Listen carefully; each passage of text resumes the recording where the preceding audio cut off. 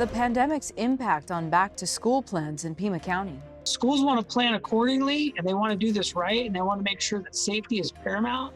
Building a taller border wall gives rise to environmental concerns along the southern border. We're destroying the land that we claim to be protecting. Plus, researchers roll out Arizona's first saliva test for COVID-19. Scientifically, it turns out that the saliva samples are as good and maybe even a bit better. Hello and welcome to Arizona 360. I'm Lorraine Rivera. Thanks for joining us. With weeks to go until a new academic year, school districts are still figuring out what instruction will look like, both online and in person. The White House wants states to bring students back, but education leaders here have serious reservations. That includes Pima County Superintendent of Schools, Dustin Williams, who discussed his concerns. What are some of the district leaders telling you? I understand this includes principals, but also school board members. What are they telling you about this delicate balance they're going to have to manage? A lot of them say it was easy to close and it's really, really hard to open. I think they look at all the numbers of COVID every single day and they know that it gives everyone unsettling feelings, especially when you see the ICU beds and the health officials telling us that we are going in the wrong direction. Schools want to plan accordingly and they want to do this right and they want to make sure that safety is paramount. So the discussion is all around how do you keep kids safe, all the stakeholders and teachers and staff safe, and then how do you blend that all together and make education work? That's really the conversations that go on all day long. This spring, many education leaders, including yourself, started raising concerns about the digital divide. Here we are in July. Are school districts prepared to outfit students and families with the tools they need to learn at home? A lot more than when we left in March. You know, when we had remote learning in March and we had to close the year remotely, it was an opportunity for remote learning to happen.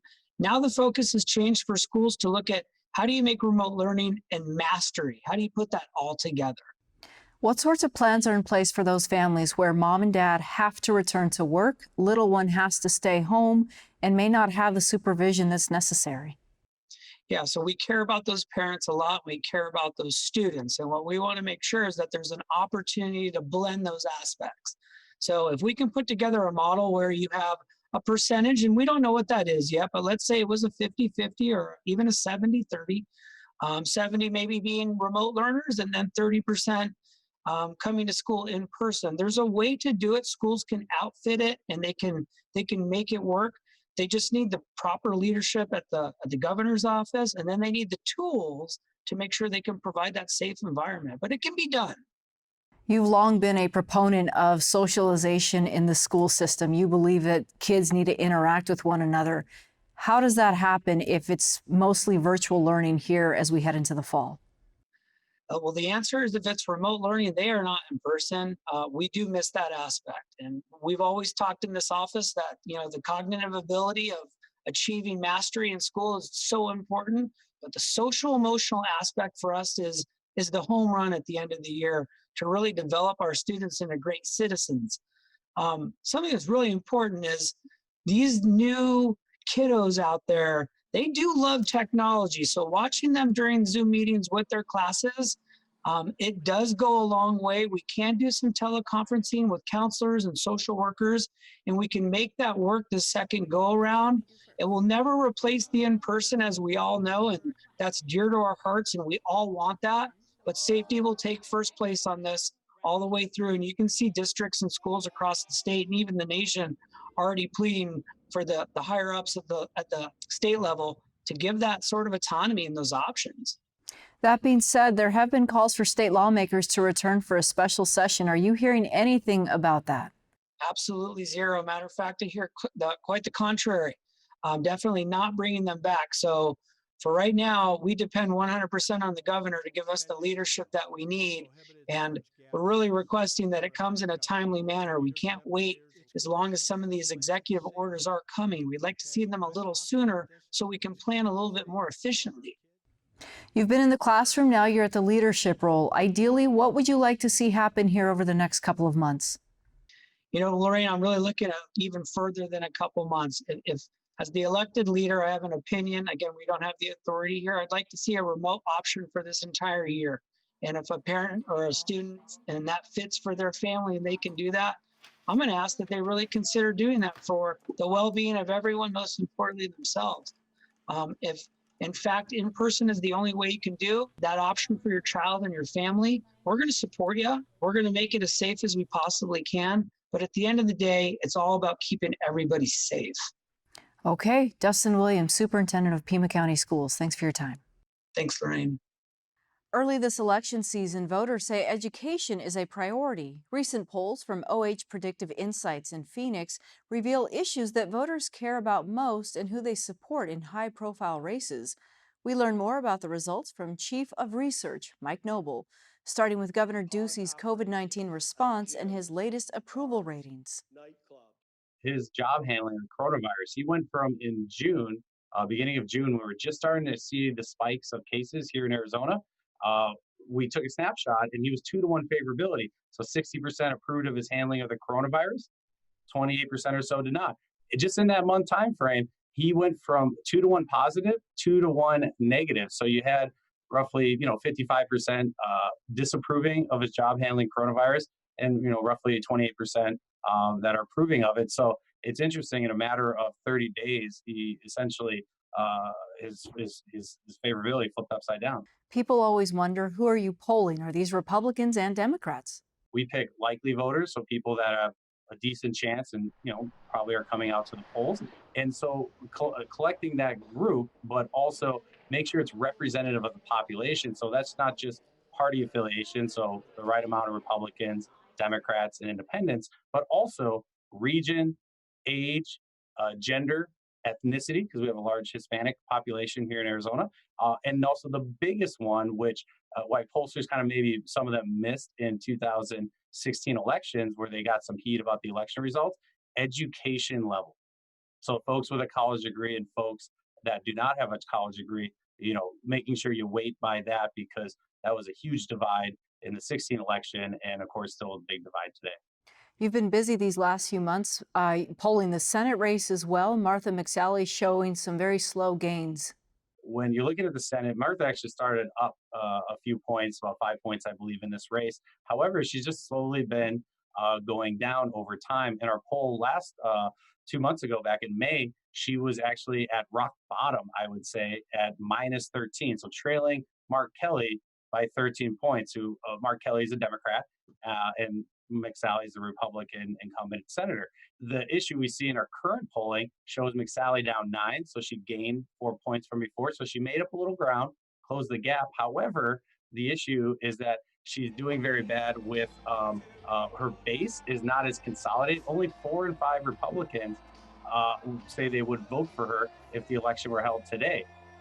So her base, she's not really fully consolidated her base. Mark Kelly's base is really strong among Democrats. When you look at those all-important independents in the middle, 2-to-1, they're breaking for Mark Kelly. Some of the pundits have attributed that to her relationship with President Trump. Is that what you're finding? Trump actually performs roughly 4 or 5 points better than McSally. So they get asked that question, then they say, hey, the U.S. Senate race, who are you voting for?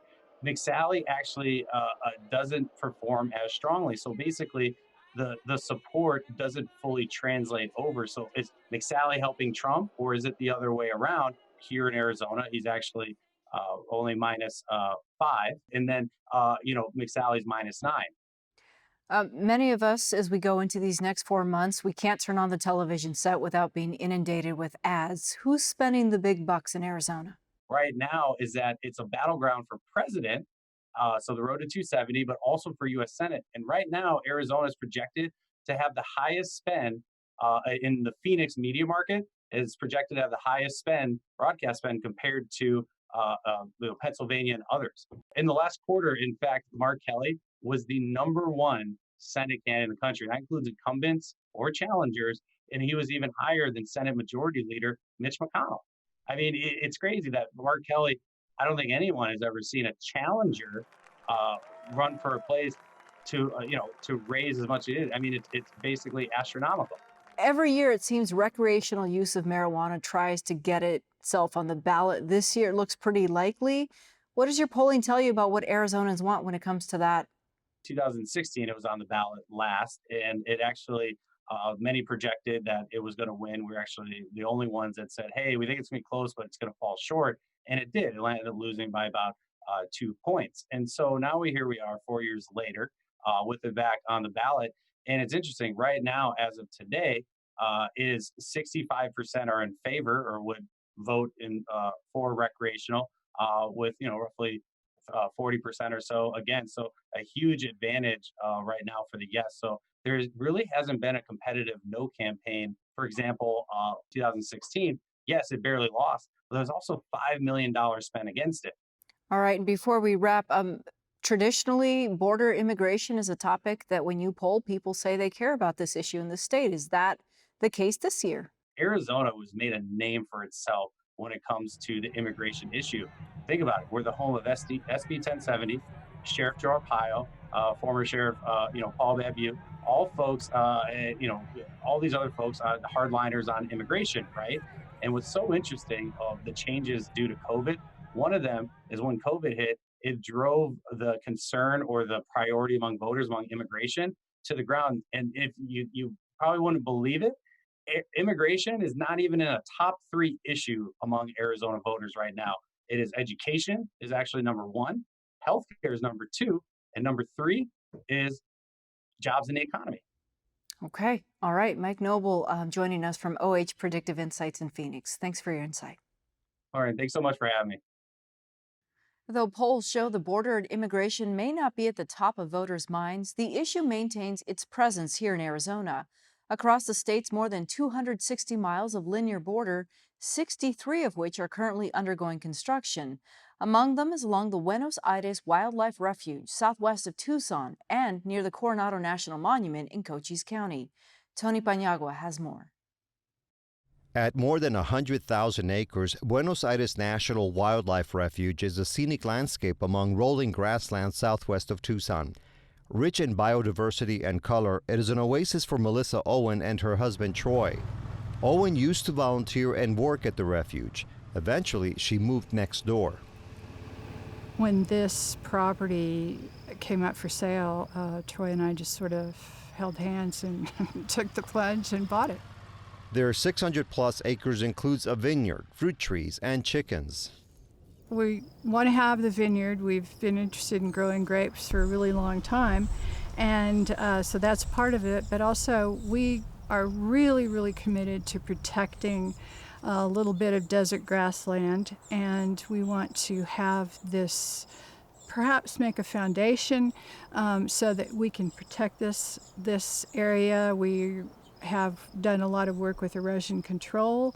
We've done a lot of work with rainwater harvesting, and also reintroducing native plants. And we hope to have something good to leave when we can no longer take care of it. But Owen is worried about the future.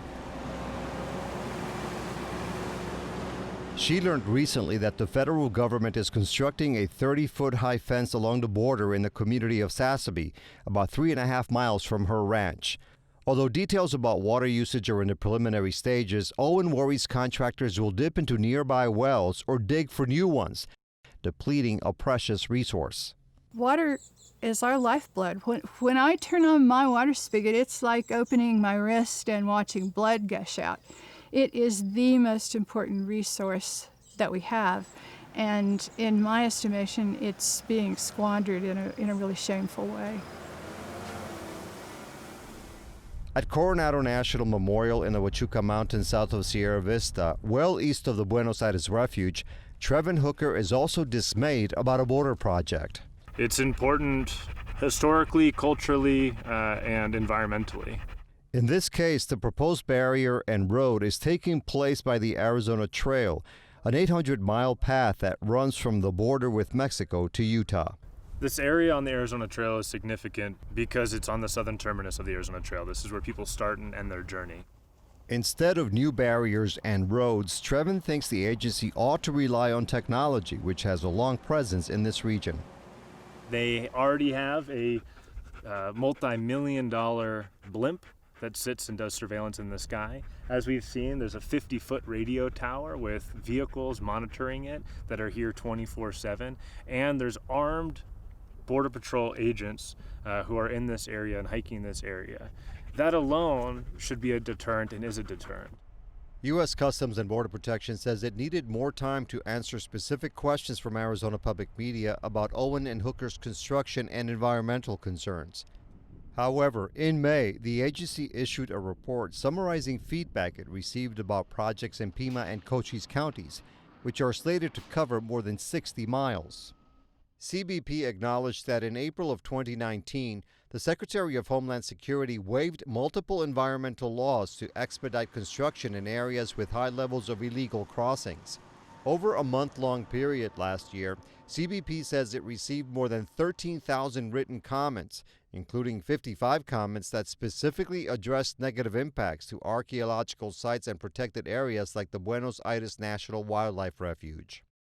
In the report, CBP also says that it will incorporate data information received during the public comment period into an environmental stewardship plan that aims to minimize the wall project's environmental impacts. The prospect of having the trail move through this, the road move through this area is more than just a few shovels or a dozer cutting line. All of this habitat, all of this wildlife, and this scenic beauty is going to be near obsolete, at least without having to view the destruction and the militarization of this area. Melissa Owen met with various agents from Customs and Border Protection on Thursday. She says when she inquired about the location of wells, she was told there is one east of Sasabe on Buenos Aires National Wildlife Refuge. When she asked about the amount of water being pumped, she was informed it is up to contractors, although no hydrological studies were done. Why can't water be trucked in, she asked. She says she was told that is too expensive. The current border construction projects in Arizona are costing hundreds of millions of dollars. I wish that we could just give up this idea of protecting ourselves with the barrier, because what we're doing is, with this project and with projects like this all along the border, we're destroying the land that we claim to be protecting. A swath of land and an international border caught in the middle. Municipalities across Arizona have seen revenues drop during the pandemic. That goes for Flagstaff, which usually sees visitors flock to the high country in the summer. Tourism generates hundreds of millions of dollars for the city each year, but it's taken a tremendous hit. That's according to Trace Ward, director of the Convention and Visitors Bureau. Ward tells us Flagstaff is still welcoming visitors, but they need to do their part to protect themselves and others from the virus. I can tell you that prior to COVID-19, we were having record-breaking months, both in visitation and overnight stays. COVID-19 hit, and like every other destination, it dropped off about 80 to 85%. So it's come back a little bit since then, but there's still plenty of businesses that are either not opening or running at a fraction of what they normally would be. So this is tricky because many Arizonans can't travel outside of the state, but it's very hot, so they'd like to go to where it's up north, where it's much cooler. How have you been able to manage all the interest in coming to visit? Well, I'll tell you, we have an excellent marketing organization, and I'm proud of my team. But there's no better marketer than the weather. And I will tell you that when it's 114 down in the valley, they're coming one way or the other. So what we've done is we've used our powerful platform, both earned, owned, and paid media, and we've pivoted to messages of how to travel safely. If you're going to come to Flagstaff, please follow the city guidelines, CDC, and the county guidelines, and state guidelines for that matter. So we really want people, if they're going to come, to think about safety and fire safety too, by the way. Can you give us an idea of what things were like perhaps for 4th of July weekend? How did it go? We were busy.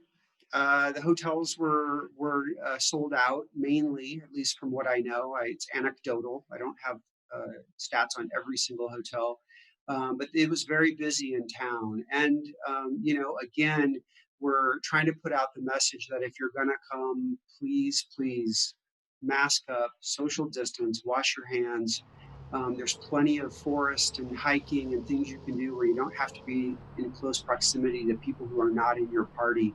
But 4th of July was very busy for the city for sure. Not as busy as normal, but busy in terms of these times. Economically, what are you hearing from some of the businesses in your community? Well, you know, quite honestly, some of them are closed completely. So they have absolutely no income coming in and no one working for them. There are some businesses that are open and they're trying their hardest to responsibly serve both the visitor and the community here. And they're all running at a fraction of what they normally would be. So, you know, it's very trying times for the business community everywhere, and in particular, our community. I know in your role, you're probably thinking about the future. So what's the prognosis for recovery at this point? Well, I'll tell you, Flagstaff is in somewhat of a unique position in that 90+% of our business is drive market. So the likelihood is we'll bounce back pretty quickly once it is safe to do so. Um, because of the fact that we are a drive market, we're unlike a destination. To give a dramatic example would be Orlando, where they're very much a fly market. It just takes longer for them to rebound. So we are going to be communicating with our drive market, Southern California, Arizona customer, and making sure that we provide a great experience for them. It sounds like you're confident that Flagstaff is on the path to rebound. Well, I think they are. I think it's premature to be too hopeful. I think we have to live in the moment and really make sure that we're messaging safety at the moment. And then I believe once this is passed, and I believe it will be at some point, yeah, I'm hopeful for Flagstaff, yes. Okay, Trace Ward from the Flagstaff Convention Visitors Bureau. Thank you for your time. My pleasure. Arizona is in the process of ramping up testing for COVID-19 that now includes saliva tests developed by researchers at Arizona State University. For insight into what this method offers and how this will aid the state's overall testing efforts, we heard from Dr. Joshua LeBaire, director of ASU's Biodesign Institute. There are a couple of reasons why I think the saliva is preferable. So first and foremost, collecting samples using nasopharyngeal swabs requires medical personnel, because you need someone who's trained to be able to do that. And that means that to collect a lot of samples, you need to employ a lot of medical personnel. And obviously, we would prefer to have those folks working with patients right now, as opposed to standing in parking lots collecting samples.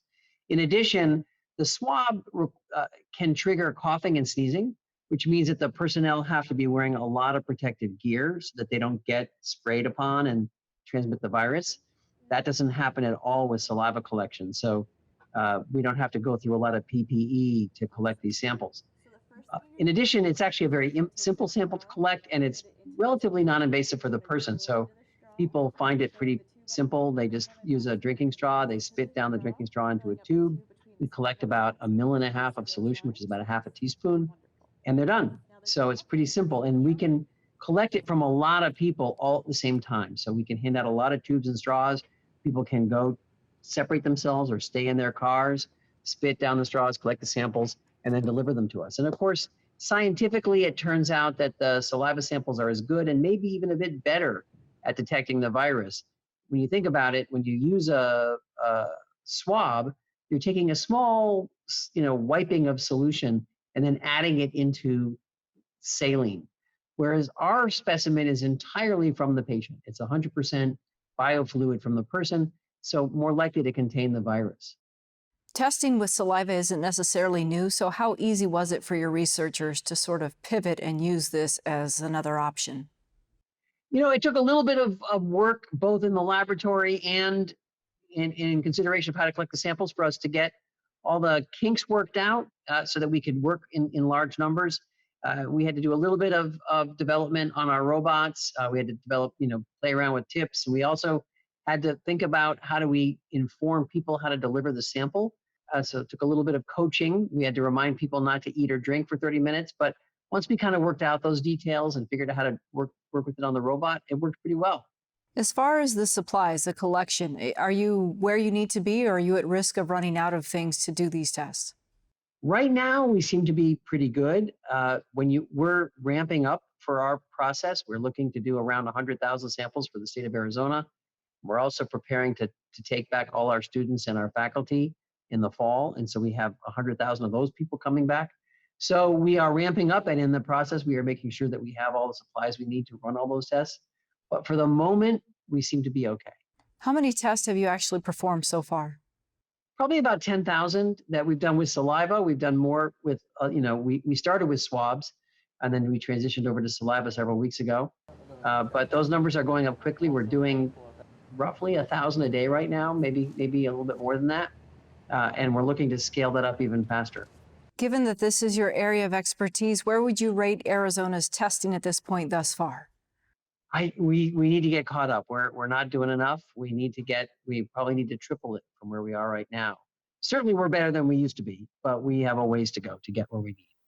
I think testing itself is an intervention, because when people see that they have a positive test, they know to isolate themselves, and that prevents the spread. There's a lot of concern about if someone feels that they need a test, can they actually get one? Where can people get the saliva test? And then what's the response time when the results are in? So if you go to the ADHS page, the Department of Health Services for the state of Arizona, they have a listing on that page that tell you where testing can be done. And our link is there for saliva testing. We're, I think, the only saliva test in the state right now. And for our process, the key is to sign up for the test and select a time. We're trying to avoid cars sitting out in the heat for hours and hours. And so we schedule people for their test. And by doing so, we've had no lines. It's been very quick. People come, they get their test done, and they leave.